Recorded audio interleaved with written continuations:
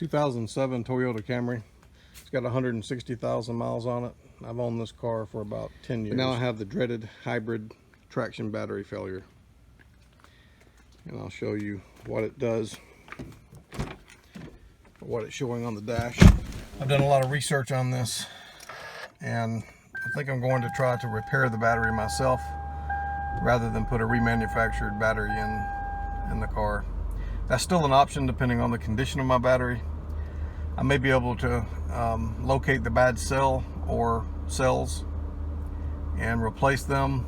That might last 3 months, it might last 3 years. I've heard mixed reviews on doing so. This is not going to be a video about how to remove the battery pack or reinstall it.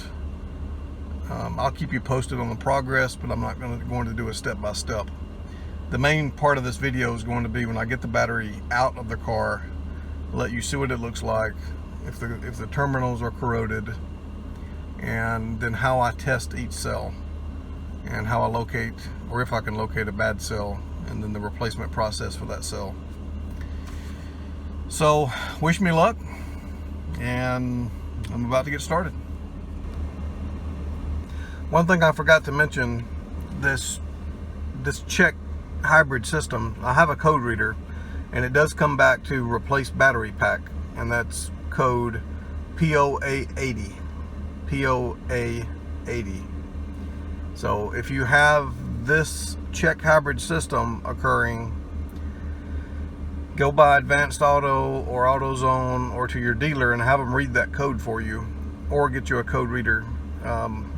Most code readers can read this, but not all of them can't, because this code is it's a Toyota code, and it's a little deeper code to find, and some of your average code readers, your cheaper ones or an older one, can't read that code. So I ran the codes one more time, and I have a new code that came up, and you see it says battery block 3 becomes weak. I think that's probably measuring resistance within the actual battery blocks. So that entire block is now of that battery is becoming weak. So I may have multiple cells going bad, but I'm hoping this is going to be a resistance issue to where some of the battery blocks, the terminals themselves, are corroded, maybe building up heat, and maybe that's why the fan's coming on now. So I don't know, this is even a worse issue than I thought, or could be a good sign that maybe I can fix that just cleaning the terminals. So I don't know. Well, let's get the battery pack removed and see what we find. So I have the panels off. I have the back panel off. I have this side panel off, and I've just connected the ground on the 12-volt battery. Lock the back seats, and then I'll go and take off the trim panels on the other side so I can get to these bolts on the other side of the battery. So I'm just giving you guys updates. Again, I'm not doing a step-by-step on the removal. If you're wondering what this wiring harness is, it's just, I installed this years ago. It's a trailer wiring harness kit, and I think I got it at I forgot what website I got it on, but it just kind of snaps into place, and then you run a hot wire to the battery to control to power the module box. And I do tow with this car. You can tow with a hybrid. Not much, but you can tow. Very important, pull this plug that goes here before you do anything else to the battery terminal, and I'll test that with a tester to ensure I don't have any power on the battery before I start messing with the terminals. So the battery is out of the car now. Started raining on me, and I think I actually have more weather coming in, so I do have a carport. As long as the wind doesn't pick up, I'll be okay. Battery came out of the car okay. I highly recommend you have help. I'm by myself, so I had to pull it out of that trunk by myself. It's not too bad. I mean, I think the battery weighs maybe 150 pounds. That's what it felt like anyway. But these ends are very sharp, so when you go and grip the battery, you know, careful, you'll cut your wrist like that.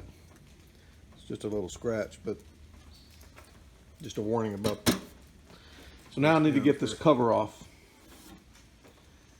And once we get the cover off, I'll be able to look at the cells and the conditions of the bus plates and see if we have any corrosion, and then start doing some testing on each individual cell. So let me figure out how to get this cover off, and I'll give you guys an update on that here in just a minute. Well, I can't find a single video online that shows how to remove the Camry 2007 and what is that, 2007 to 2012, how to remove this cover. I mean, it looks straightforward, but there are some attachments in here that's a little concerning. This one bracket is kind of welded to both, to the side of this cover, and it doesn't look like this top cover would just come off. But at any rate, I think that the first thing that's logical is to remove this control panel cover on this side.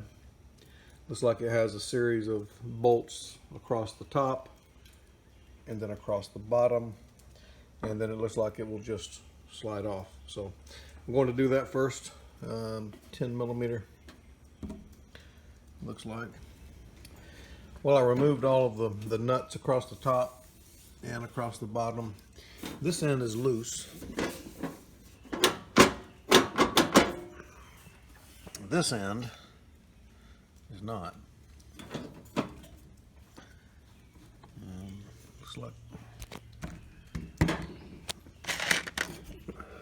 So I have a nut there. It's holding this end cap on. Looks like that one can stay now. So it looks like I need to remove this one, and this one on the side. I think it has something, this end cap has something to do with this vent system, tying it together. Then this whole thing may come off. So let me remove these three, and then I'll be back. Okay, so I have these out.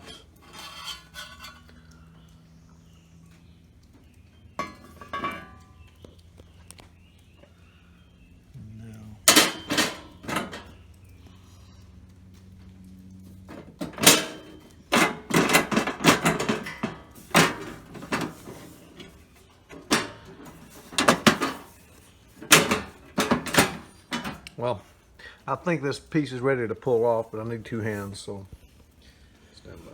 So that just pulled right off. I just needed both hands, and it just pulled off. So no issue there. But now I think is where it gets a little more complicated. I have to get this cover off.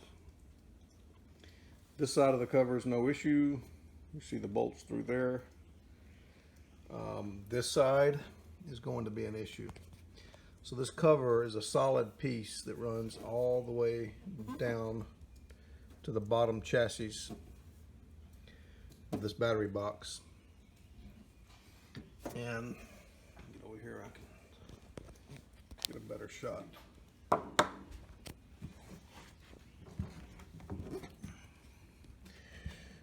So this battery box all the way, on the side of this cover, all the way down has wiring harnesses attached to it. So for an example, these are attached here.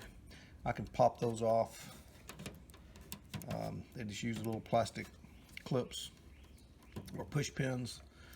I think I can remove this cable. This will go with it. I've got harnesses in here that I've got to undo to get free. A couple over there, at least one. And then I don't know if some of these modules actually come with it, because it looks like there's a bracket under the bottom that kind of comes out. I'm not really sure. I've identified 3 bolts under all of this that I've got to get down to get out. So I'm going to explore this side, take a few things loose. Not really sure what I'm about to get into. So I have everything that I think needs to be pulled away from the cover. I have that done. There's some clips here. I just removed these wires from the clips. I had to pull this one away. Make sure you have one of the plastic or one of the push pin removal tools. Makes it a lot easier. I pulled these away. They were just clipped or push pinned into the side of that cover. And I think I have everything pulled away. Also went ahead and loosened the end, or took the bolts and nuts off this end cap. There was a nut there with a ground wire, a bolt there, and then a bolt here. Something's still holding it, but hopefully it'll just pull away here in a second. So I've got to get a long extension and get, I think, three bolts out. So one here, one right in here, and then across the front. So let me do that and see what happens. So I got the 3 bolts out. This one here was behind, or it's under a bracket. I don't know if you can see that bracket. I have my finger on that bracket right there. And I'm not really sure the purpose of that bracket. I think it's holding up this portion of the vent system. Anyway, it was hard to get under. You had to kind of get it at an angle with a very long extension, but it can be done. And then I got the one out in here in the middle, and then this one, you can see it has a, just for your awareness, it has a ground wire attached to it. So I got that one out. I also pulled, there was a bolt here on this corner that I had missed. There's also one on this corner. I went ahead and took that out. So I have the back, I think, done. It's loose. Something may still be holding this side. This side's a little looser. I think something's still holding it. I'm really not sure what it is, but it did give. So I pulled on it. It did pop up a little. So I'm gonna go ahead and take these ones off the front here. See if that helps it. Okay, I have the cover not coming up. This front side will come up without too much of an issue. This back side is still being held. This cover when it comes down, and then the flange turns out, and then it has the studs that the nuts mount on. That flange is turning under a lot of these control modules, and it's holding it in place. So I'll show you what I'm talking about on this side. So this flange on the other side, there you can see the flange, the end of my thumb. That flange is turning under this module here, because this module is so close to the side. And I've got the same issue with some other parts and pieces on down through here. So I'm gonna have to remove all of the control modules. It looks like there's a bolt there for one, over here, and then there's some down in here that I can't get to yet. I have to pull some of those wires back and see. But that seems to be my only solution. Hopefully I won't have to disconnect a lot of these wires. I can just remove the lugs that is fastened to the chassis and just move these to the side, and that cover, hopefully it'll just come up. We shall see.